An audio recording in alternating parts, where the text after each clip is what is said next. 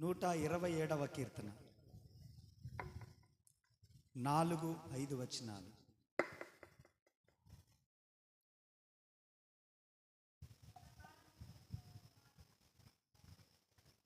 చదవండి.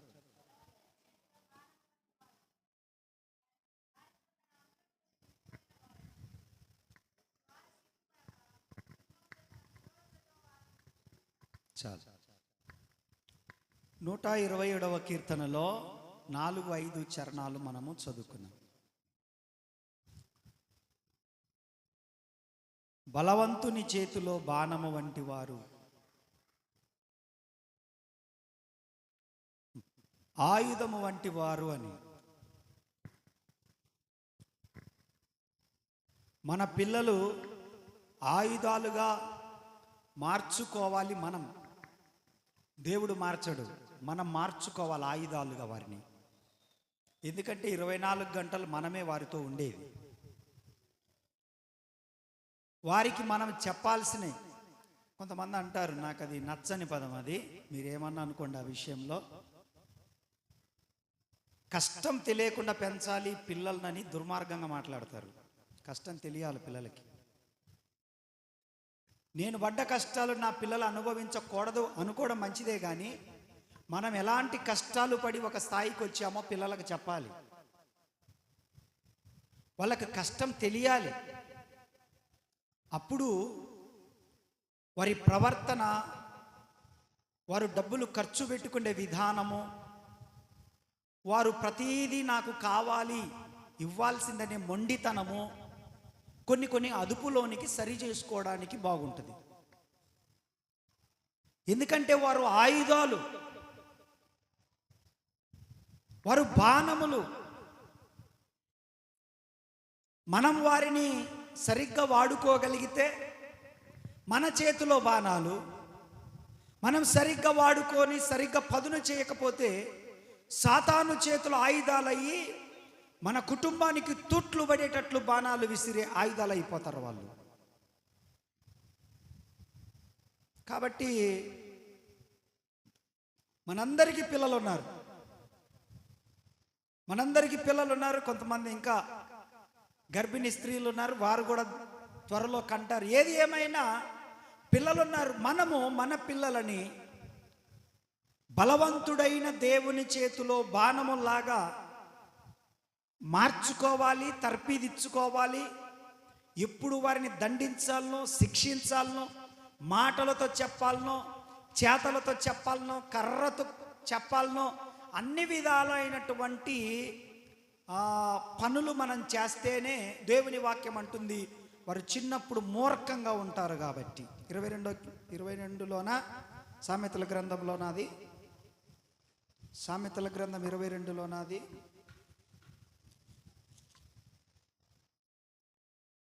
22:15 చదవండి. సామెతలు 22:15లో బాలుని హృదయములో మూఢత్వము స్వాభావికముగా పుట్టును, శిక్షాదండము దానిని.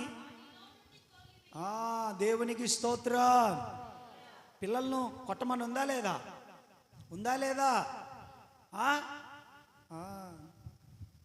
గోం పెడితే ఎలా ఉంటుందంటే ప్రార్థనలో కూడా తిన్నగా కూర్చోరు. నువ్వు చెప్పింది అసలు ఆలకించరు. ఎవరైనా మీ ఇంటికి సడన్గా వచ్చినప్పుడు వారు అస్సలు నీ మాట వినకపోతే వారిని కాదనేది, వారిని పెంచినటువంటి తల్లిదండ్రులను, వీళ్ళు చూడరా అస్సలు మర్యాద లేకుండా పెంచిండ్రు పిల్లలనని అక్కడనే అర్థమైపోయింది పరిస్థితి. కాబట్టి వారు బాణములు, ఆ బాణములు ఆయుధములు, అవి పదునుగా ఉంటాయి. అపవాది విడిచినా దూసుకొని పోతాయి, మనం విడిచినా దూసుకొని పోతాయి. మన శత్రువుల చేతికి చిక్కి మన శత్రువులు ఇడిచినా కూడా దూసుకొని పోతాయి. వాటికి తెలియదు ఈ బాణములు, పిల్లలకు తెలియదు. పెద్దలమైన మనము పిల్లలను చాలా జాగ్రత్తగా మనము ప్రతి విషయంలో వారిని ఏది కంట్రోల్, వాళ్ళు ఏమన్నా అనకని వాళ్ళ వయసు వచ్చినప్పుడు అర్థమవుతుంది. మమ్మల్ని ఎందుకు ఇలా పెంచారు, వాళ్ళు ఎందుకు జాగ్రత్త పడ్డారు, ప్రతిసారి ఎందుకు దండించారు, మమ్మల్ని ఎందుకు కొట్టారు అనేది వాళ్ళు వయసు వచ్చినప్పుడు అర్థమవుతుంది. ఓహో ఇందుకు కదా వాళ్ళు అలాగ కఠినంగా ఉండబట్టి ఈరోజు మనం మంచి స్థాయిలో ఉన్నామని పిల్లలకు తర్వాత అర్థమవుతుంది మన ప్రేమ. దేవునికి స్తోత్రం. ఎందుకంటే వాళ్ళు అమాయకంగా పొరపాట్లు చేస్తారు, మాయ మాటలకు పొరపాట్లలోకి వెళ్ళిపోతారు. కానీ దేవుని ప్రేమను బట్టి వారిని శిక్షించినప్పుడు, సరైన మార్గం గురించి వాళ్ళకి తెలియజేసినప్పుడు వారు విని దాన్ని నేర్చుకుంటే తప్పకుండా వారు ప్రయోజకులు అవుతారు. అప్పుడు వారు మన గురించి మంచి సాక్ష్యం ఇస్తారు బయట. ఆ రోజు మా తల్లిదండ్రులు ఇలా సరి చేయబట్టి మేము ఈరోజు ఒక స్థాయిలో ఉండగలుగుతున్నామని. ఆమేన్. కాబట్టి దేవుని వాక్యం అంటుంది, బలవంతుని చేతిలో బాణము వంటి వారు. వారిని పదును పెట్టుకోవాలి మనం, సరి చేసుకోవాలి మనం, వారిని వాడుకోవాలి మనం. అప్పుడే వారు చాలా జాగ్రత్తగా వారు పెరిగేటువంటి వారిగా ఉంటారు. ఇప్పుడు మన పిల్లలను ఏమని మనం సంబోధించుకోవచ్చు అంటే వారు బాణములని మనం సంబోధించుకోవచ్చు. అయితే వారిని ఎవరి చేతిలో బాణములుగా గుర్తించాలంటే దేవుని చేతిలో బాణములని గుర్తించాలి. ఆ బాణాలను పదును పెట్టి సరిచేసే బాధ్యత మాత్రం మనదని గుర్తించాలి. ఆమేన్. సరిచేసి పదును పెట్టే బాధ్యత మాత్రము మనదే, అది మనదే. కాబట్టి చాలా జాగ్రత్తగా ఉండాలి. నేను ఒక బాణము గురించి మాట్లాడతాను. ఇర్మియా గ్రంథంలోనికి రండి. ఇర్మియా గ్రంథము 9వ అధ్యాయం 8వ వచనాన్ని చదవండి. వారి నాలుక ఘాతుక బాణము, అది కాపట్యము పలుకుచున్నది.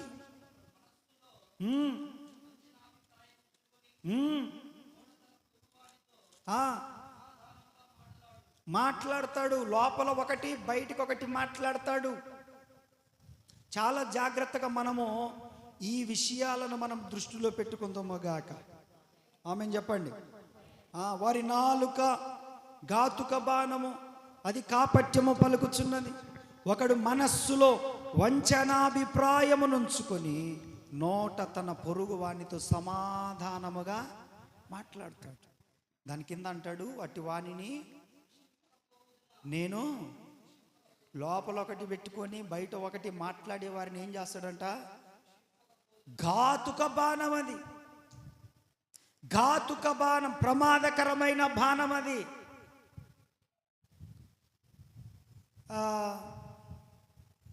నోరు మంచిదైతే ఊరు మంచిదన్నారు పెద్దలు. ఒకడు అడిగాడంట ఊరి గవిని దగ్గర, అయ్యా ఈ ఊరు మంచిదేనా అని. వాడికెళ్ళి కిందికి మీదికి చూసి, నీ నోరు మంచిదేనా ఇంతకు? ఇదేందా అట్లా అడిగిన? నీ నోరు మంచిదైతే మా ఊరు వాళ్ళందరూ మంచి వాళ్ళే పోనడు అంట. ప్రైజ్ అలా. నిజమే అది. ఘాతుక బాణం, నాలుకతో పదును పెట్టి మాటలతో తూటాల్లాగా పేల్చి కత్తులతో కుచ్చినట్లుగా, విషంలాగా మనసు విరిచేసినట్లుగా అటువంటి వారు లేరా? మాటలతో మాట్లాడేవారు ఉన్నారు. అటువంటి సమాజంలోనే బ్రతుకుతున్నాం మనం. నువ్వు కొట్టినా బాధపడేవాడిని కదరా, ఆ మాట అన్నావు చూడు అని అంటాం మనం. ఆ పిల్ల ఒక దెబ్బ కొట్టినా నన్ను బాధపడేవాడిని కదక్క, ఆ పిల్ల నన్ను ఇంత మాట అన్నదక్క, అది నేను మర్చిపోలేనని అంటాం. అవునా కదా? ఒక్కొక్కసారి ఆ మాటలు రిఫ్లెక్ట్ అవుతున్నప్పుడు మన మీదికి చాలా బాధ అనిపిస్తూ ఉంటుంటుంది. తెలిసి తెలియక మాట్లాడుతున్నప్పుడు మనల్ని గురించిన పూర్తి అవగాహన లేని వాళ్ళు మన గురించి నిందలేసి మాట్లాడుతున్నప్పుడు, నోరు ఉన్న కాడికి మాట్లాడుతున్నప్పుడు చాలా బాధ అనిపిస్తూ ఉంటుంటుంది. అది ఘాతుక బాణం. ఏ బాణము? ఏ బాణము? వీరు చేసే పనులు ఎలా ఉంటాయి? 64వ కీర్తన 4వ వచనం. వీరు చేసే పనులు ఎలా ఉంటాయి? 64వ కీర్తన 4 నుంచి చదవండి. వీరు చేసే పనులు ఎలా ఉంటాయి? ఘాతుకమైన వాళ్ళు, ఘాతుకాలు చేస్తూ ఉంటారు. చదువు నాన్న. యథార్థవంతులను కొట్టవలెనని చాటైన స్థలములలో చేదు మాటలను బాణములుగా సంధిస్తారు. ఇట్లాంటి వాళ్ళు, వారికి భయం ఏముండదు. అకస్మాత్తుగా చూసి కొడతారు. వారు దురాలోచనలు దృఢపరచుకుంటారు. చాటుగా ఉరులు ఒడ్డుటకు యోచించుకొనొచ్చు. మనల్ని ఎవరు చూస్తారు అని చెప్పుకుంటారు. వారి దుష్టక్రియలు తెలుసుకొనుటకు ప్రయత్నిస్తారు. వెదకి వెదకి ఉపాయములు సిద్ధపరచుకుంటారు. ప్రతివాని హృదయ అంతరంగము అగాధము. అయితే 7వ వచనంలో అంటాడు, దేవుడు బాణముతో వారిని కొట్టును. వారు ఆకస్మికముగా గాయపరచబడతారు. వారు కూలెదరు. వారు కూలుటకు వారి నాలుకే కారణము. వారిని చూచు వారందరూ వస్తారంట. దేవునికి స్తోత్రం. హల్లెలూయా. చెప్పండి, చెప్పాలి. హల్లెలూయా. వాళ్ళు చేసే పనులు చూడండి. యథార్థవంతులను కొట్టాలని చూస్తారు. యథార్థవంతులను అంటే మంచోళ్ళ జోలికే వస్తారు. చెడ్డోడు జోలికి పోడు ఎప్పుడు కూడా. ఎందుకంటే వాడు ఎంత మూర్ఖుడు, ఈడంతే మూర్ఖుడు. కాబట్టి ఈడు 4 కొడతాడు, 10 కొడతాడు. మంచోళ్ళ జోలికి వస్తారు. అంటే వాళ్ళు ఏం చెయ్యరు కదా. బలహీనుల జోలికి వస్తారు. వాళ్ళకంత బలం లేదు కదా. మెతగ్గా ఉండే సాధు జీవుల జోలికి వస్తారు. వాళ్ళు సరేలే పోని, వాడి కర్మ వాడు అనుభవిస్తారంటారు కదా, మరలా తిరిగి మౌన మీద దాడి చేయరు కదా అని చెప్పి అలాంటి వ్యక్తుల మీద, యథార్థవంతుల మీద, భక్తిపరుల మీద, మంచిగా బ్రతికే వారి మీద బురద చల్లాలని చూస్తారు. అప్పుడప్పుడు మీరు అంటూ ఉంటుంటారు కదా, పండ్లున్న చెట్టుకే చెప్పండి రాళ్ళ దెబ్బలు అంటారు. వాస్తవమే కదా. అయితే దేవుడు అంటున్నాడు, అమ్మో వీళ్ళతో చాలా జాగ్రత్తగా ఉండాలి. ఎందుకనంటే వాళ్ళు యథార్థవంతుల జోలు వస్తారు, మూర్ఖుల జోలు రారు. ఎందుకంటే వాళ్ళకున్న ఆ మూర్ఖత్వమును బట్టి మరలా ఈడు తిరిగి కొడతాడని చెప్పి కొట్టగలిగినోడి రాలేరు, కొట్టలేనోడి మీదకే వస్తారు. Praise the Lord. హల్లెలూయా. కొంతమంది అంటారు కదా, అమ్మో ఆమె నోట్లో నోరు పెడితే ఇంకేమన్నుందా, ఆమె గనక వీధిలోకి వచ్చిందనుకో ఇంట్లో ఒక్కళ్ళు కూడా రోడ్డు మీద వండరు, ఇంకా అందరు లోపలికి పోవాల్సిందే. ఎంత మంచి సాక్ష్యమో, ఎంత ఆత్మీయమైన సాక్ష్యము కదా. దేవునికి స్తోత్రం కదా. ఎంత మంచి సాక్ష్యమో. అసలు ఆమె వచ్చి రోడ్డు మీద నిలబడితే రోడ్డు మీద ఒక్కళ్ళు కూడా కసు ఉడ్చుకునేటోళ్ళు కూడా ఉండకూడదు. ఇక ఆమె నోరు అంత పవిత్రమైన వచనములో మాట్లాడుతుందని అర్థం. అట్టటోళ్ళ జోలి పోవాలనిపిస్తుందా? అవసరమైతే అరగంట ఆగైనా కసు ఉడ్చుకుందాం, కానీ వద్దు, లోపల ఉండడం మంచిది. అయితే మనం భయపడుతున్నాం, వాళ్ళు లెక్క చేయరంట. మనము జాగ్రత్త పడుతున్నాం, వాళ్ళు గర్వపడి సంతోషపడతారంట. మా దెబ్బ పడితే మేమంటే అనుకుంటుంటారంట. కానీ 7వ వచనంలో అన్నాడు దేవుడు, ఏమన్నాడయా 7వ వచనంలో? దేవుని దగ్గర కూడా ఉన్నాయా బాణాలు. దేవుడు తన బాణముతో వారిని కొడితే వాళ్ళు అకస్మాత్తుగా ఏమైపోతారు? దాని కింద కూలిపోతారు. ఒకటి గాయపరచబడతారు, రెండవది కూలిపోతారు. వారు కూలుటకు ఎవరు కారణం? ఎవరిది? అందుకని 4 అదుపులో పెట్టుకోండి. Praise the Lord. హల్లెలూయా.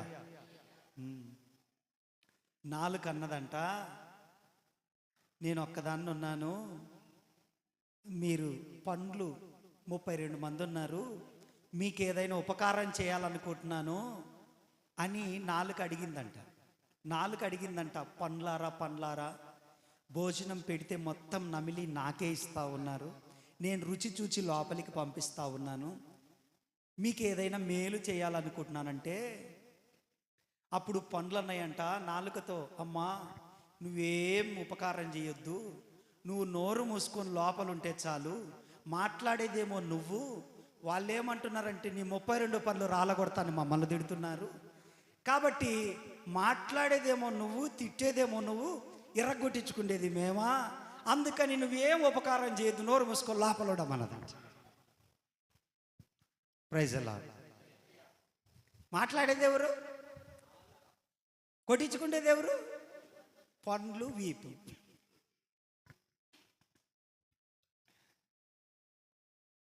వారు అకస్మాత్తుగా కూలుతారు. వారు కూలిపోవుటకు వారి నాలుకే కారణం. ఎదుటోడి కాదు, యథార్థవంతులు కాదు, భక్తిపరులు కాదు, నమ్మకస్తులు కాదు, ప్రార్థనా పరులు కాదు, పరిశుద్ధులు కాదు. కారణం వారు కూలిపోతారు, వారు గాయపరచబడతారు, వారిని కూల్చివేస్తాడు అకస్మాత్తుగా అంట. ఎప్పుడు? అకస్మాత్తుగా. ఎప్పుడండి? అకస్మాత్తుగా జరుగుతుంది అంట. అది జరగడం కూడా అకస్మాత్తుగా. మనం కోపం దట్టకలేక మనకు కీడు చేసిన వాళ్ళను, మనకు నష్టం చేసిన వాళ్ళను, మనలాంటి వాళ్ళ మీదకి రావాల్సింది, ఇలాంటి వాళ్ళ మీదకి రావాల్సింది వాడి స్థాయిలతో వాళ్ళు చూసుకోవచ్చు కదా, వాళ్ళ స్థాయిలతో వాళ్ళు మాట్లాడవచ్చు కదా, మనలాంటి వాళ్ళ మీదకి అని చెప్పేసి మనం ఏం చేస్తామంటే వాళ్ళు అదైపోవాలి ఇదైపోవాలని కోపంతో ఆవేదనతో. ఎందుకనంటే మనము ఆ పెంట మీద రాయేయకూడదని, ఆ బురదలో చెప్పండి. ఇప్పుడు బర్రె పోతుందండి, బాగా బురదలో పూసుకొని తోకకు అంతకు పూసుకొని బర్రె పోతుంది. మనం ఆదివారం కాబట్టి తెల్ల బట్టలు వేసుకొని వస్తా ఉన్నాం, నడుచుకుంటా. దాన్ని చూసినాం, అది బురదలో నుంచి వస్తుంది, మనమేమో శుభ్రంగా వస్తున్నాం, దాని పక్కన నుంచి వస్తామా. అది ఇట్టొచ్చిందనుకో, అది తోకతో ఇట్టన్నదనుకో ఒక్కసారి. అందుకని ఏం చేస్తాం, అమ్మో ఇది బురదలో దొల్లేదు, మనమే దూరంగా పోవాలి. ఏం కళ్ళు కనపడట్లేదా దానికి, నేను ఇంత తెల్లగా బట్టలు వేసుకొని వస్తే ఎదురుకు పోయినాం అనుకో, అది ఏం చేయదు, కొమ్ములతో కూడా పడవదు, తోకతో ఊపుతుందట. అదంతా నష్టపోయింది ఎవరు? చెప్పాలి. అట్లాంటి బురద మనుషులకు దూరంగా ఉండండి, అంతే. ప్రైజ్ అల్లాహ్. అట్లాంటి బురద మనుషులకు, మూర్ఖులకు, నోరు తెరిస్తే పనికిమాలిన అబద్ధాలు, పనికిమాలిన మాటలు, పనికిమాలిన బూతులు, పనికిమాలిన మోసపు మాటలు, పనికిమాలిన నీచమైన మాటలు, మన చెవిన వినలేని మాటలు, మన నోటితో మరలా చెప్పలేని మాటలు, అటువంటి వారికి మనం దూరంగా ఉందముగాక. దేవుడేమన్నాడు? మూర్ఖులకు ఈ తరం వారికి మీరు వేరై రక్షణ పొందండి, వేరై ఉండండి. ఎందుకంటే you are the light of the world. మీరు లోకమునకు వెలుగై ఉన్నారు కనుక. ఎలా ఉన్నారు? We are the light. లోకమునకు వెలుగై ఉన్నాం. దేవుని వాక్యం అంటుంది వాళ్ళు యథార్థవంతులను కొట్టాలని చూస్తూ ఉంటుంటారు, అయితే వారు అకస్మాత్తుగా గాయపరచబడతారు. వాళ్ళకుంటుంది ఒక రోజు, దేవుడి చేతిలో వాయగొట్టే రోజు ఒక రోజు ఉంటుంది, దేవుని చేతిలో దంపుడి సెక్షన్ ఉంటుంది. ప్రైజ్ అల్లాహ్. హల్లెలూయా, హల్లెలూయా. ఇలాంటి వారి మీదకి వచ్చే బాణాలు ఏంటి? ఇప్పుడు కీడు చేసే వారి మీదకి వచ్చే బాణాలు ఏంటి? మనల్ని దూషించే వారి మీదకి వచ్చే బాణాలు ఏంటి? మనకు నష్టం కలిగించే వారి మీదకి వచ్చే బాణాలు ఏంటి? డిటర్నమీలోనికి రండి, ద్వితీయోపదేశకాండంలోనికి రండి. ద్వితీయోపదేశకాండం 32వ అధ్యాయం 23వ వచనం చదువు. ఎలాంటి బాణాలు వస్తాయి అటువంటి వారి మీదకి? అప్పటికి వాళ్ళు బాగానే సంతోషంగా ఉన్నట్టుంటారు, ఆనందంగా ఉన్నట్టుంటారు. నిన్ను తిట్టి వాళ్ళ అహమంతా, ఈగో అంతా సాటిస్ఫాక్షన్ చేసుకుంటారు. కానీ దేవుడు చూస్తూ ఊరుకోడు. మనం ఊరుకున్నా కూడా ఎలాంటి బాణాలు వారి మీదకి వస్తాయి? 32:23 వారికి ఆపదలను విస్తరింపజేసేదను, వారి మీద నా బాణములన్నిటను వేసేదను, వారు కరువు చేత క్షీణించిపోవుదురు, మంట చేతను క్రూరమైన హత్య చేతను హరించిపోవుదురు. బురదలో ప్రాకు పాముల విషమును, మృగముల కోరలను వారి మీదికి, స్తోత్రం చెప్పండి గట్టిగా. ఎందుకంటే అప్పుడప్పుడు నిద్రపోయేటోళ్ళు లేస్తుంటారు, వాళ్ళు ఇడికి వచ్చినప్పుడు పడుకుంటుంటారు. పాపం ఆత్మీయులు, మంచివారు, రెవరెండ్, బిషప్, డాక్టర్, పోపులు వాళ్ళు ఇక్కడ. నేను కాదులే, నేను రెవరెండ్ కాదు, పోపు కాదు, బిషప్ కాదు, నేను పాస్టర్ని. వాళ్ళు నిద్రపోతూ ఉంటారు, ఇక్కడికి వస్తే హ్యాపీగా ఉంటుంది వాళ్ళకి. ఏందోనన్న చర్చిలోకి రాగానే ఆయన చల్లని నీడలో పండుకున్నట్టే ఉంటుందన్న నాకు. మంచిదే, ఆయన చల్లని నీడలో పండుకున్నట్టే ఉంటుంది. ఇక్కడికి రాగానే నిద్ర వస్తుందన్న నాకు. నీవు క్రీస్తునందు నిద్రించక మునిపే ఈ నిద్ర మత్తు నుండి బయటకు వచ్చుదువుగాక. స్తోత్రం. తెలుసుగా క్రీస్తునందు నిద్ర. దానికి ముందే ఈ నిద్ర నుంచి బయటకు వస్తే దీవించబడతారు, కుటుంబం దీవించబడతారు. ఆమేన్. స్తోత్రం చెప్పరే బిడ్లారా. What I'm trying to say, 32:23 అంటున్నాడు, వారికి ఆపదలు విస్తరింపజేస్తాను. ఎవరంటున్నారు ఈ మాట? మన తండ్రి, మన రాజు, మన ప్రభువు, మన యజమానుడు ఏమంటున్నాడంటే, వారికి ఆపదలను ఒకేసారి కూల్చనరా, ఆగండి. ఒకేసారి వాళ్ళు తోలు తీయనరా, ఆగండి. Just wait. ప్రభా నన్ను అన్నారు ప్రభా వాళ్ళు, అసలు వాళ్ళని నేను ఈ గతి పట్టినాను. ఒరే నేను చూస్తున్నా, ఆగరా బాయ్ నేను చూస్తున్నా, ఆగరాదు. ఏమంత అర్జెంటు? నీలాగా నేను తొందరపడితే నేను దేవుడిని ఎందుకైతా? నీలాగా నేను తొందరపడితే నేను ఎందుకైతే నీకు దేవుడు? నాకు ఆట ఆడని, కాసేపు ఆట ఆడని. వారికి ఏం విస్తరింపజేస్తా? ఆపదలు, శ్రమలు కాదు.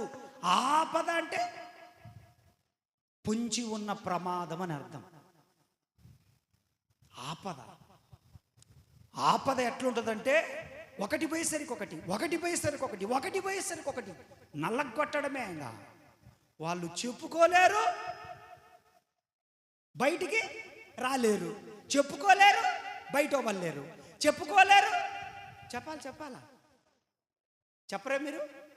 చెప్పుకోలేరు బయట. ఎందుకు? ఆ విషయం తెలిస్తే వాళ్ళ సిగ్గుపోద్దని చెప్పేసి లోపల కుమిలిపోతుంటారు, అనుభవించలేకపోతుంటారు, కుమిలిపోతుంటారు. ఆపదలను విస్తరింపచేస్తాను మీ జోలికి వచ్చిన వారికి అంటున్నాడు దేవుడు. ఆమేన్ చెప్పండి. రెండవది, వారి మీద నా బాణములన్నీ వేస్తా. ఒక్కొక్కటి వేస్తా, ఒకేసారి వేయను. ఒకేసారి తత్తే ఏం తృప్తి? మా డోర్ అటాను సునీతక్క. ఒకేసారి అయితే ఏం సాటిస్ఫాక్షన్? కొంతమంది అంటారు కదా, నా వైపు చూడండి, వద్దులే గట్టు చేసేలే.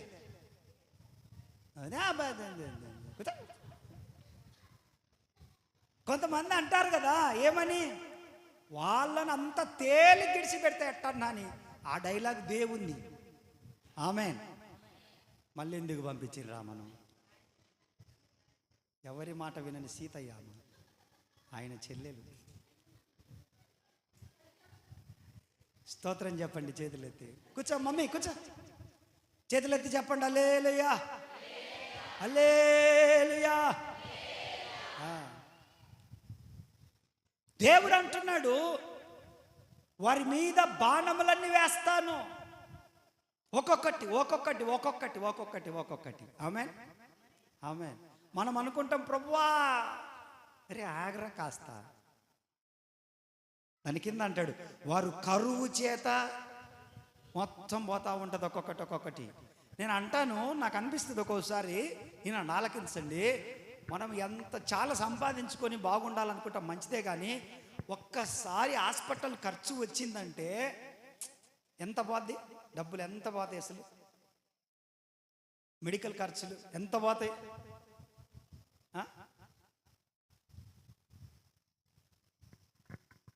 కదా, అవునా కదా? ఒక్కసారి హాస్పిటల్, నిన్న వెళ్ళాను నేను. ఏం హాస్పిటల్ అది? గవర్నమెంట్ హాస్పిటల్, గుంటూరు వెళ్ళాను. చిన్న బిడ్డలండి. మొన్న ఎందుకు వెళ్ళానంటే, చెప్పాను కదా, మన ప్రార్థన చేయించాను. మన సరళక్క మన్నవాడు, బుడ్డోడు, రిక్కిపాల్గాడు, ఎఫ్రాయిం, వాడికి ఇట్లా ఎత్తే క్రమంలో ఈ ఫ్యాన్, తిరుగుతున్న ఫ్యాన్ కొట్టుకుంటే అట్నే ఇది ఇట్లా చీలిపోయింది. ఇట్లా చాలా చీలిపోయింది, లోపల ఎమక కట్ అయింది అనమాట లోపల. అంటే అసలు వాడు బ్రతికుండడమే గొప్ప అన్నమాట. ఎందుకంటే ఈ నరము ఎమక కట్ అయిందంటే ఇంకా ఇక్కడ చనిపోతారు అనమాట. స్పాట్ ఇది. ఎవరినన్నా ఇక్కడ కొట్టగాకండి, ఇక్కడ కొట్టినరా ఇంకా అంతే. అక్కడ తగిలింది దెబ్బ, చీలిపోయింది.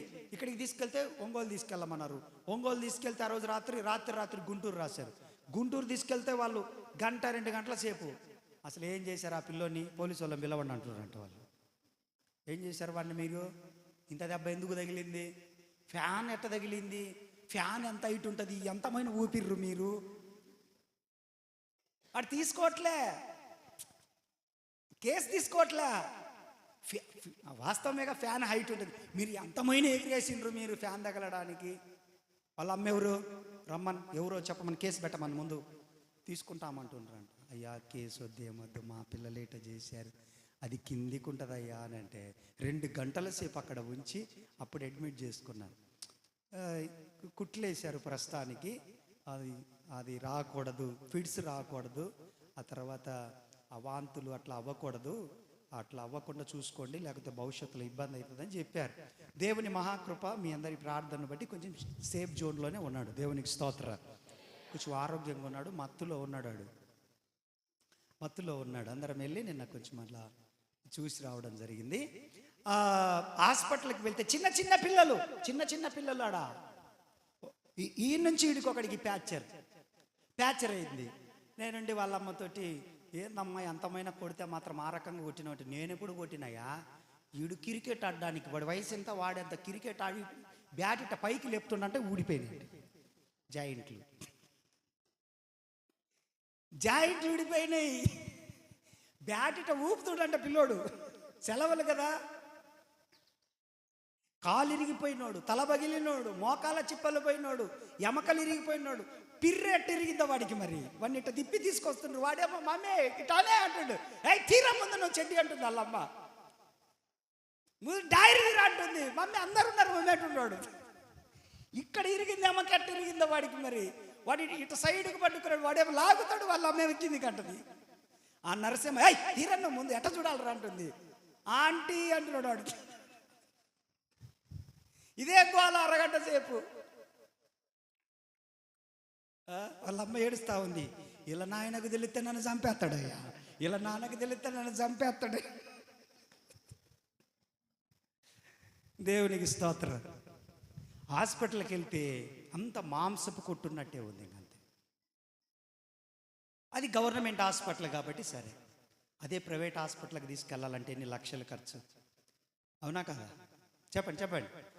పిల్లల కోసం తల్లిదండ్రులు పనులు మానుకొని ఇంటికాడనే ఉండి చాకిరీ చేయాలన్నా లేదా? ఇంకా చెప్పరే, అవునా కదా?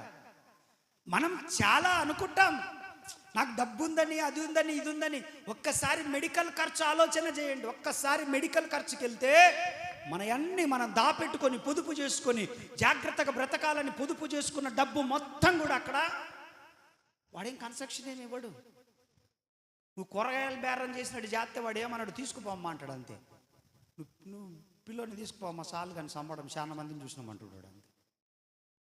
అది దేవుని వాక్యం అంటుంది కదా, అహంకారముతో గర్వముతో రెచ్చిపోయి ఉన్నటువంటి వారి మీదికి నా బాణములన్నిటను వారు కరువు చేత క్షీణిస్తారు, మంట చేతను క్రూరమైన హత్య చేతను వారిని హరించిపోతారు. ఒక రోజున ఎవడొకటి చంపేస్తాడు.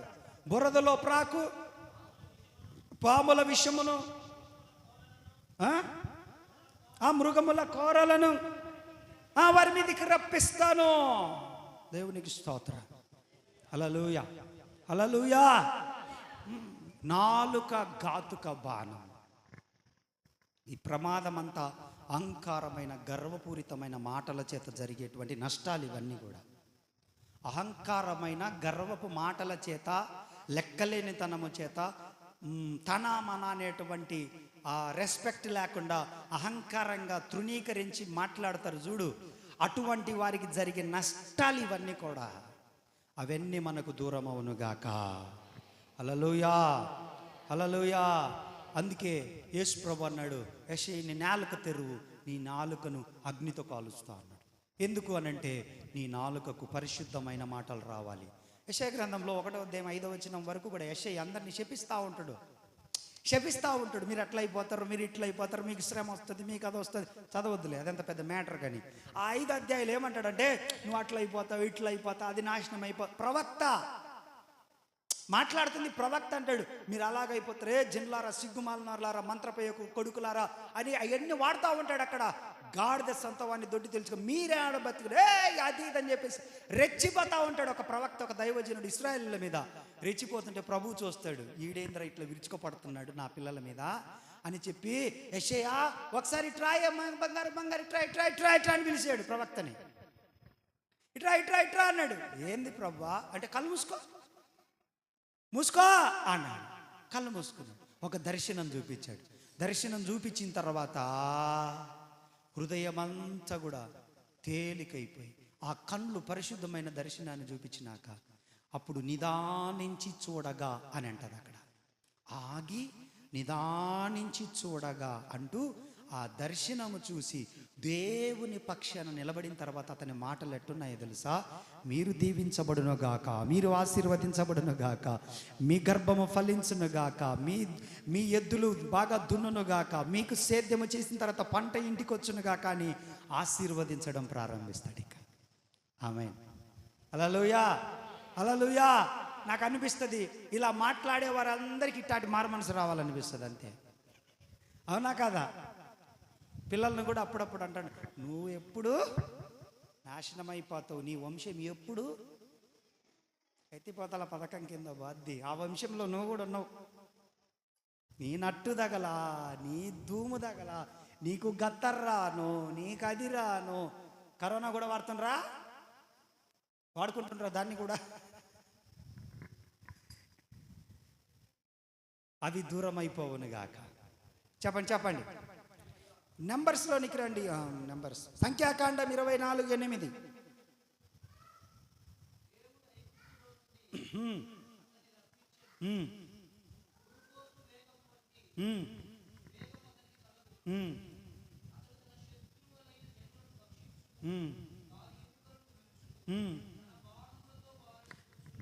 తన బాణములతో వారిని గుచ్చును. శత్రువులను దేవుడు, ఈరోజు చెప్తా ఉన్నాను, మిమ్మల్ని దీవిస్తున్నాను ప్రభు పక్షాన్ని. మీకు కీడు చేసిన, మీకు నష్టం చేసిన శత్రువులను మనము క్షమించినా ఓకే, కానీ దేవుడు మాత్రం వారిని తన బాణములతో కుచ్చబోతున్నాడు. ఈ సంవత్సరంలో కుచ్చుతాడు, అంతే. ఇంకా ఆమేన్, అంతే. మనం క్షమించాల్సిందే, అది వేరే విషయం. కానీ దేవుడు మాత్రం విడిచిపెట్టాడు. దావీదు జోలికి సౌలు వచ్చాడు, తరిమాడు,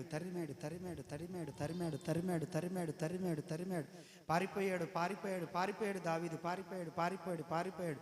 కీడు చేయలేక కాదు, సౌలును చంపలేక కాదు, అయినా కూడా దావీదు పారిపోయాడు. ఒక రోజున ఎవడైతే తరిమిండో, ఎవడైతే నష్టం చేసిండో, ఎవడైతే దావీదు మరణాన్ని కోరుకున్నాడో సౌలు, గిల్బోవా పర్వతం మీద గోడకు వేలాడదీయబడి తలలేని మొండెము కలిగిన వాడై దారుణమైన చావు, తన కుటుంబం మొత్తం కూడా గిల్బోవా పర్వతం మీద చంపబడ్డారు. ఎవరిని చావైతే కోరుకున్నారో అటువంటి వాడు దిక్కులేని చావు చేస్తాడు. అటువంటి వాడు. ఆమేన్. నా దగ్గరికి కూడా పోయిన సంవత్సరం ఒకడు వచ్చాడు, నిన్ను నరికేస్తాడు ఇంట్లో కూర్చొని. నిన్ను నరికేస్తాన్రా, నిన్ను చంపేస్తాన్రా, నిన్ను అది చేస్తాన్రా, ఇది చేస్తాన్రా అంటే నాకు నవ్వు వస్తుంది. సరేలే నరకుదు కానీ ముందు విషయం చెప్పని చెప్పా. వాడికి ఫీజులు పోయినాయి. సరే అని చెప్పేసి మాట్లాడి తర్వాత ప్రార్థనలో వారిని క్షమించేశా. ప్రభువా, ఏదో ఆవేశంలో ఆవేదనలో మాట్లాడతారులే, వదిలేసే ప్రభువాన్ని క్షమించేశా. ఏమంటున్నానంటే, ఇటువంటి సంఘటనలు, ఇటువంటి మాటలు మనకు కూడా ఎదురవుతూ ఉంటాయి. అయినా మనం క్షమించేస్తాం, మనం వదిలేస్తాం. కానీ దేవుడు విడిచిపెట్టడు. గిల్బోవా పర్వతం మీదకి తీసుకెళ్ళి తలను మొండ్యాన్ని వేరు చేసి చూపిస్తాడు మన కోసం, అంతే. ఆమేన్. మనం విడిచిపెట్టినా మన రాజు విడిచిపెట్టడు. మన యజమానుడు, మన తండ్రి, మన దేవుడు విడిచిపెట్టడు. ఇప్పుడు ఒక బుడ్డోడు ఉన్నాడు అనుకో, బుడ్డోడు చూడు, ఆ గుడ్లది చూడు, ఆ గుడ్లదాన్ని నేను కొట్టినాను అనుకో, నన్ను కొడుతుంది అది, నన్ను తగిలిచ్చింది అనుకో, కొడుతుంది అది, గుడ్లది కొట్టదు. కానీ వాళ్ళ అయ్య ఉన్నాడు, అది కాడ కూర్చొని, వాళ్ళ అయ్య ఉన్నాడు, ఊరుకుంటాడా? కొట్టలేదు అది. మనము కూడా తిరిగి, కానీ మన తండ్రి ఊరుకుంటాడా? ఊరుకుంటాడా? మీ పక్షాన ఆయన లేడా? మీ పక్షాన యుద్ధము చేయడా? జోక్యం చేసుకోడా? ఆలస్యమైనా కూడా ఆయన పట్టించుకుంటాడా లేదా?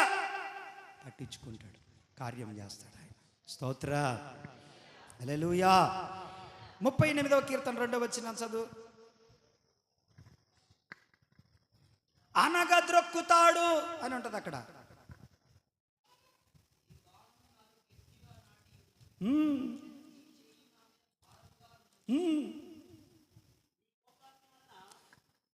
ముప్పై 38:2 మాట్లాడతాడు. నీ బాణములు నాలో గట్టిగా దిగి ఉన్నది, నీ చెయ్యి నా మీద భారముగా ఉన్నది, నీ కోపాగ్ని వలన ఆరోగ్యము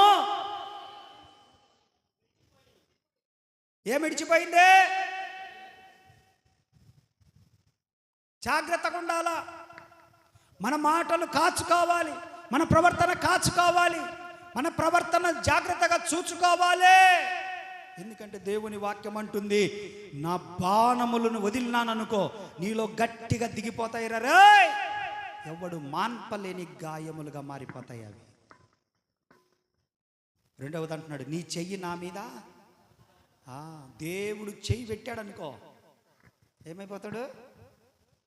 పాతాళంలోనికి, పూట్లోనికి దిగుతారంటులా, పూట్లోనికి దిగిపోతాం. ఆయన చెయ్యి మన మీద పెట్టకూడదు, ఆయన చేతిలో మనం ఉండాలి. మనం ఆమేన్, ఆయన చేతులలో ఉండాలి.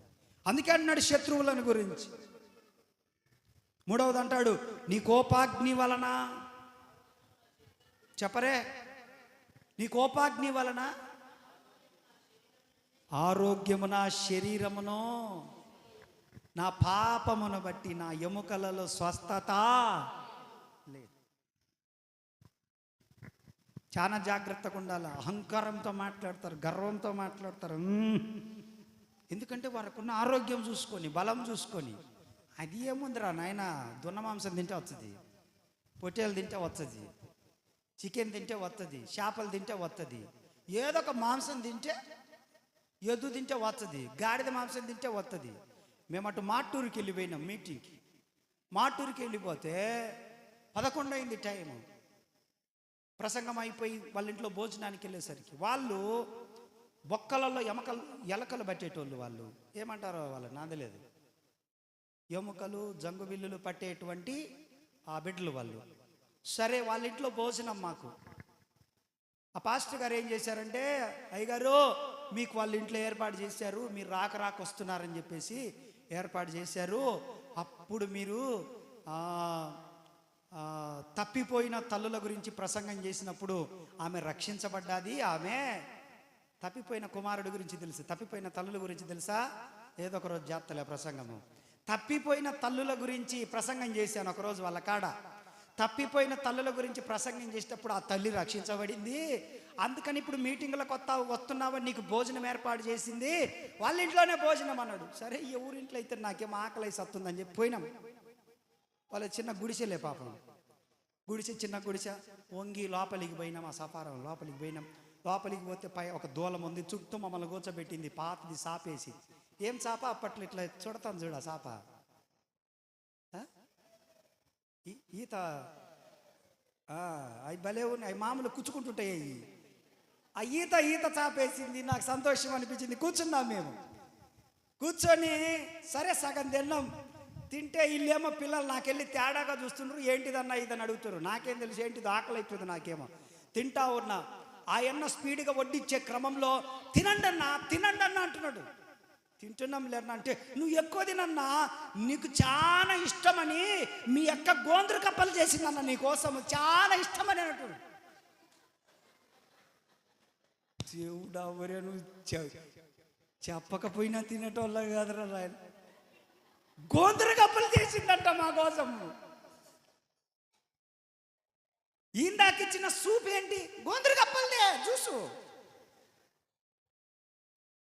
అది పచ్చగా ఉంటే మేమేందో అనుకొని కొంచెం బలం వస్తుంది, నేను తాగిన.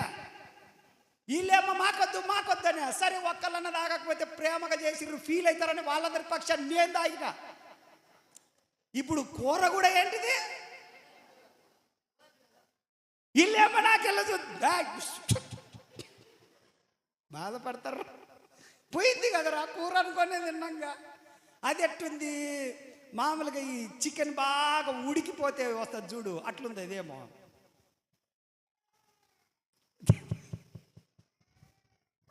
తిందాం ఏం చేస్తాం. ఆమంట ప్రేమతో ఆమె చేసిందంట, ఆమె చేతులతో.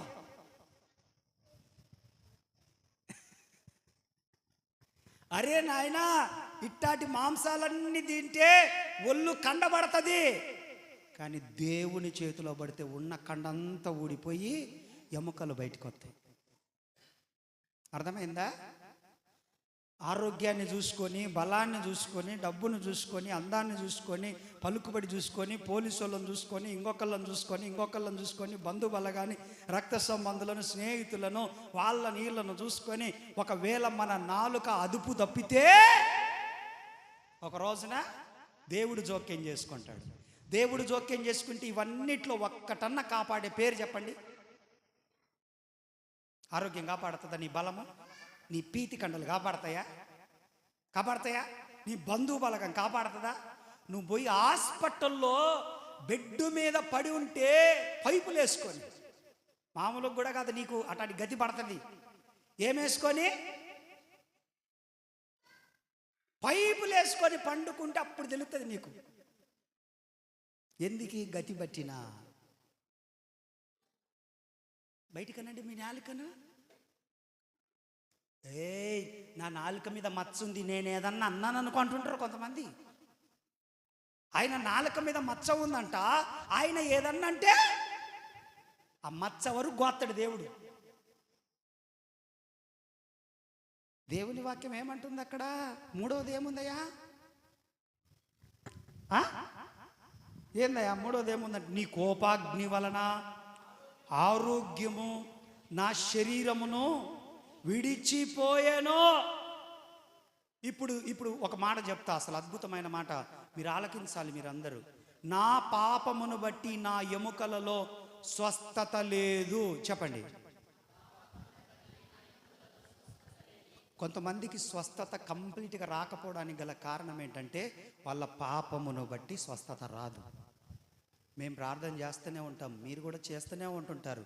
ఎందుకు వాళ్ళు కోలుకోలేరు, ఎందుకు వారికి కొంచెం కూడా స్వస్థత రాదు అని అంటే, వారి పాపములు వారిని గట్టిగా బంధించి ఉంటాయి వారిని. ఇంకా అందుకే మేము హాస్పిటల్లోనికి వెళ్ళినప్పుడు వారికి చెప్తాం, అన్న చివరి రోజులు అంటున్నావు కదా, నీ పాపములను ఒప్పుకో, దేవుడు నిన్ను బాగు చేస్తాడు. చివరి రోజులు అంటున్నావు, నువ్వే అంటున్నావు కదా, డాక్టర్లు చేయి విడిచిపెట్టారని.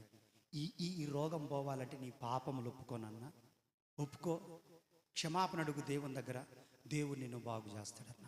అలా వందల మంది రక్షించబడి బాగు చేయబడి భూమి మీద మరలా బ్రతుకుతా ఉన్నారు. వాళ్ళు కూడా చప్పట్లో. అది దేవుని గొప్పతనం. పాపము మన ఆరోగ్యాన్ని క్షీణింపజేస్తుంది. కాబట్టి అట్టి పాపం మనకు దూరం అయిపోవునుగాక. ఆమేన్, హల్లెలూయా. మూడో మాట చెప్పి నేను ముగించేస్తాను. మూడవది, మనము ఎలాంటి బాణములాగా ఉండాలి. ఎఫెసీయులకు రాసిన పత్రిక 6వ అధ్యాయం 16వ వచనం. ఏవన్నీ చదువునా? విశ్వాసం అనే డాలు పట్టుకొని దాంతో ఏంది?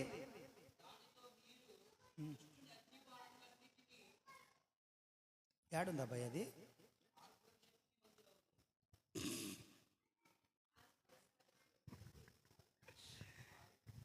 ఈ చదవండి, 6:16 చదవండి ఎఫెసీయులకు రాసిన పత్రికలో.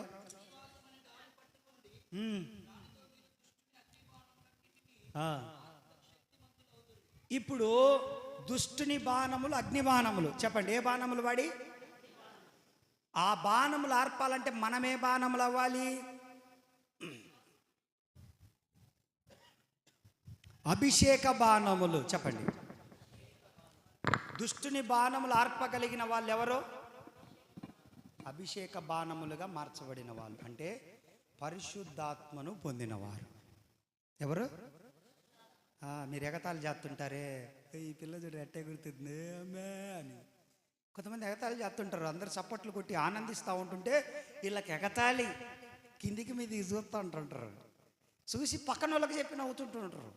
ఆరాధనలో నేను చూడను అనుకుంటుంటారు. మీరు మీ అంత అమాయకులు లేరు. నేను కళ్ళు తెరిచే ఉంటా. ఏ అమ్మ ఆరాధన చేస్తుంది, చప్పట్లు కొడుతుంది, ప్రార్థన చేస్తుంది, ఏడుస్తుంది, ప్రభు దగ్గర మొర్రపెట్టుకుంటుంది, ఆత్మలో ఆనందించకపోయినా, ఆత్మదేవుడు ఇంకా మిమ్మల్ని దర్శించకపోయినా ప్రార్థనలోనైనా ఉంటారు కొంతమంది. చాలా సంతోషం. ఏడుస్తూ ఉంటుంటారు, చాలా సంతోషం. ప్రభుతో మమేకమైపోతారు, సంతోషం.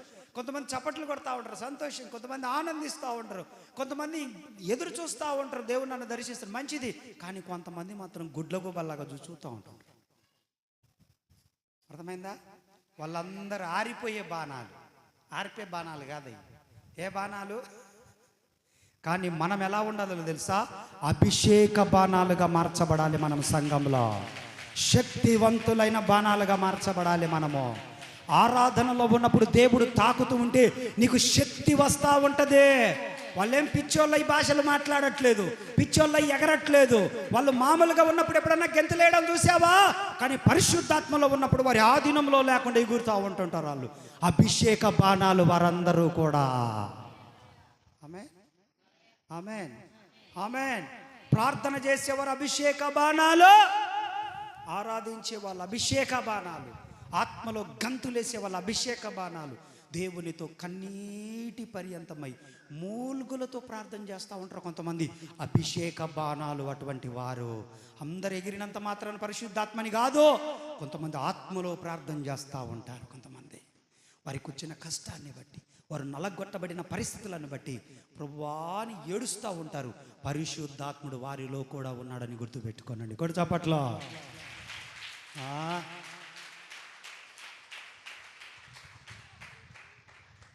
కాబట్టి మనము అగ్ని బాణములు ఆర్పాలంటే ఏ బాణములుగా మార్చబడాలి చెప్పరే? అభిషేక బాణములుగా మనం మార్చబడుదుముగాక. హబక్కు గ్రంథం 3:11, జకర్యా గ్రంథం 9:14 చదివేయండి, నేను ముగిస్తాను. చదువు. యెహోవా వారికి పైగా ప్రత్యక్షమవును, ఆయన బాణములు చాలు. మనం ఎలా తయారవ్వాలంటే, ఒకటి అభిషేక బాణాలుగా మనం మార్చబడాలి. ఒకటి చెప్పండి. రెండవది మెరుపు బాణాలాగా మార్చబడాలి. చెప్పండి ఎలా? మెరుపు బాణం అనండి. మెరుపు బాణం ఎప్పుడన్నా చూసారా? మెరుపులు చూడలే? అదే నేనండి, ఇది మెరుపులను చూసారా? ఏసీ రూమ్లలో నుంచి బయటికి రాలని వాళ్ళారా? చెప్పండి. మీరు ఏసీ రూమ్ నుంచి బయటకు వస్తారు ఏమన్నా మీకు తెలియడానికి. అటు అంట్లు తోముకుంటప్పుడు ఎప్పుడు ఉరమలే? బయటలో బట్టలు ఉతికేటప్పుడు థండర్స్ రాలేదా? మెరుపు రాలేదా? వచ్చిందా రాలేదా అమ్మా? అదే కదమ్మా. మెరుపు ఎట్లా వచ్చిపోద్ది? కన్ను రెప్పపాటులో. అవునా కదా? ఎలా వచ్చిపోద్దనా? కన్ను రెప్పపాటులోనే కదా. ఊరికి అట్లా వచ్చి అట్నే ఉంటుందా? దేవుడు అంటున్నాడు, మీరు కూడా ఒక్కసారి మెరిస్తే ఆకాశం అంతా, భూమి అంతా ఎంత వెలుతురు వస్తుందో. మెరిసినప్పుడు ఎట్లా ఉంటుంది? మొత్తం మేఘాలతోటి చీకటిమయం ఉంటుందండి. వినండి, మొత్తము మేఘాలతోటి చీకటిమయం ఉంటుంది. ఒక్కసారి ఉరిమి మెరిసిందనుకో, ఆ టైంలో మొత్తం ఏమైపోద్ది? అంత చీకటిలో కూడా వెలుతురు వచ్చినట్లుగా మనం కూడా చీకటిలో ఉన్న వారికి, పాపములో ఉన్న వారికి వెలుగుకరమైన వ్యక్తులుగా మార్చబడుదుముగాక. మన కుటుంబానికి మనం వెలుగుగా మార్చబడుదుముగాక. అన్యజనులకు మనం వెలుగుగా మార్చబడుదుముగాక. దేవుడు మనల్ని కోరుకుంటుంది అదే. అలాగనే మీరు మెరుపు బాణములై ఉండండి అంటున్నాడు ఆయన. అది ఆయన కోరుకునేది, నేను మీకు బోధించేది. మీరందరూ మెరుపు బాణాలు. దేవునికి స్తోత్రం. మొన్న నేను ఇంటికి వెళ్ళినప్పుడు మన మున్సిపాలిటీ కుమారక్క వాళ్ళ వీధిలో ఒక ఆమె ఉంది. ఆమె కాడికి తీసుకొని వెళ్ళింది. ఆమె కాడికి తీసుకొని వెళ్ళి, అన్న వీళ్ళకి ప్రార్థన చేయండి. వాళ్ళు కొంచెం మంచిగా సౌండ్ పాటి, మంచి చెడ్డ అంతా కొంచెం బాగా చదువుకున్న వాళ్ళలాగా ఉన్నారు, బాగా ఉన్నారు. అన్న వీళ్ళకి ప్రార్థన చేయను అన్న. నేను ప్రార్థన చేసి వచ్చిన తర్వాత అడిగాను, అక్క ఏంటి మ్యాటరు అనంటే, అన్న నన్ను వాళ్ళు రోజు వీధిలో వస్తూ పోతూ ఉండడం చూశారు, నేను ప్రార్థనకు రావడం పోతూ ఉండడం చూశారు. అమ్మ నువ్వు ఏ చర్చికి వెళ్తావని అడిగారు. అడిగితే నేను పలానా చర్చికి అని చెప్పాను. క్రమం తప్పకుండా పోతుంటావే అని అంటే, అవునమ్మ క్రమం తప్పకుండా పోతుంటాను, నేను అక్కడికి వెళ్ళిన తర్వాత దేవుడు నాకు ఇలా ఇలా చేశాడు, అందుకని నేను ఉంటున్నానంటే, అట్లయితే మేము కూడా అట్లా ఉండాలనుకుంటున్నాము, మీ పాస్టర్ గారు వచ్చి మాకు ప్రార్థన చేస్తాడా అని అంటే, ఎందుకు రాడు, వస్తాడని చెప్పేసి ఆమెను బట్టి, అంటే ఆమెలో ఉన్న వెలుగును బట్టి ఆ కుటుంబంలోనికి మనం వెళ్ళడానికి అవకాశం కలిగింది. ఆమేన్, హల్లెలూయా. అలాంటి వెలుగుకరమైనటువంటి జీవితము మనము కొనసాగించుదుముగాక. మీలో చాలా మంది ఉన్నారు అలాంటి వాళ్ళు చాలా మంది ఉన్నారు, వెలుగుగా, అన్యజనులకు వెలుగుగా. నేను మొన్న స్వప్నక్కళ్ళ ఇంటికి వెళ్ళా, పైకి వెళ్ళి దిగుతుంటుంటేనే కిందికి ఫోన్ చేసింది, అన్నొత్తుండు పో, ప్రార్థన చేయించకపో, అన్నొత్తుండు పో అని చెప్పేసి. నేను బండి స్టార్ట్ చేస్తుంటే నా ఎక్కొచ్చి వన్న రాన్న లోపలికి రాన్న అంటుంది. నేను వచ్చినాన్న, నీకెవరు చెప్పారు అన్న, పైనుంచి స్వప్నక్క ఫోన్ చేసి.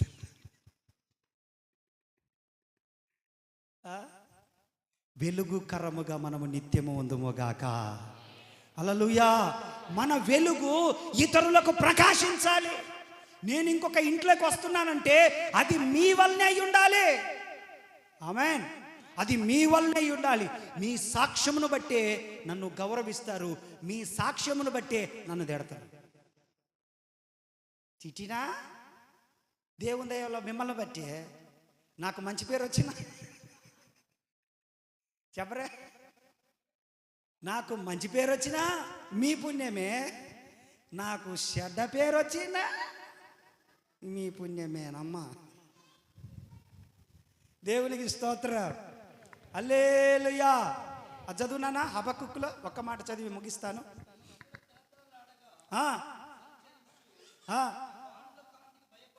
నీ బాణముల కాంతికి భయపడి,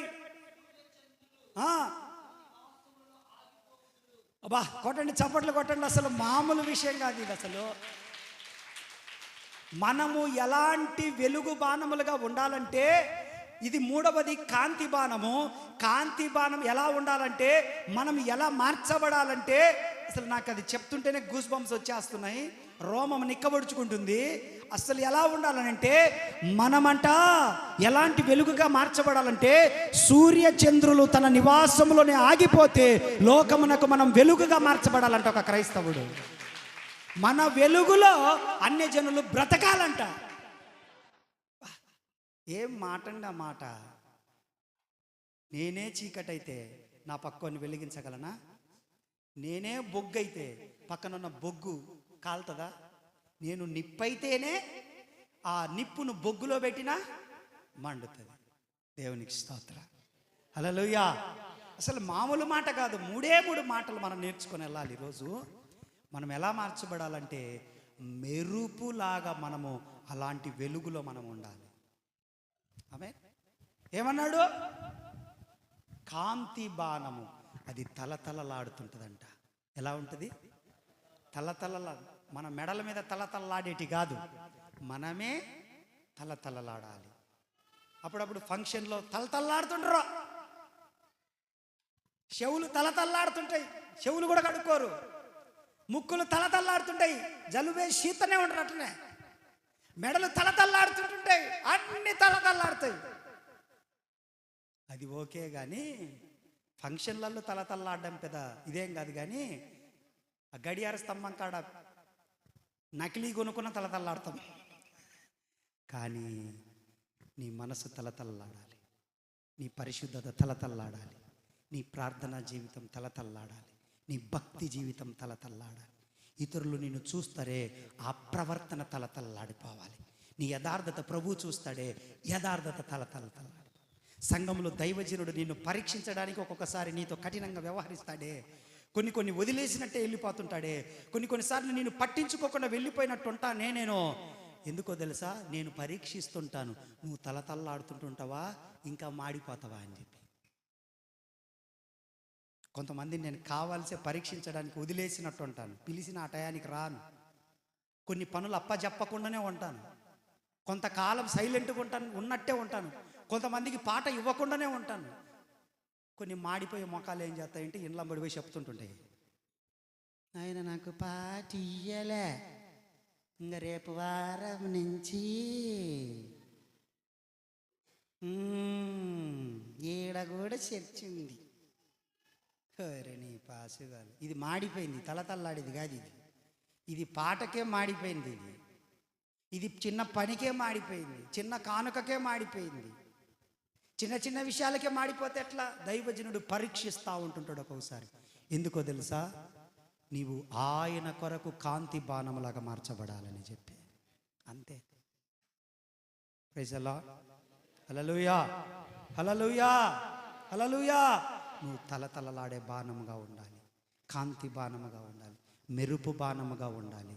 ఎందుకనంటే మనమును దేవుడు అలా తయారు చేశాడు, అన్ని జనులకు వెలుగుగా ఉండడం నిమిత్తం. కాబట్టి మన పిల్లలు మన చేతిలో బాణములుగా ఉన్నప్పుడే దేవుని చేతిలో వారిని పెడితే వాళ్ళు బలవంతుని చేతిలో బాణములుగా మారుతారు. మనం వారి ప్రవర్తనను కాచుకుంటూ అప్పుడప్పుడు మనం వారిని దండిస్తూ శిక్షిస్తూ మంచి ప్రవర్తనలో మనం ఉంచాలి. రెండవది కూడా దేవుడు అలాగే మార్చుకుంటూ వచ్చాడు. మూడవది కూడా దేవుడు అలాగే మనల్ని చూడాలనుకుంటున్నాడు. దేవుడు అట్టి స్థితిలోనికి మన కుటుంబాలను నడిపించునుగాక.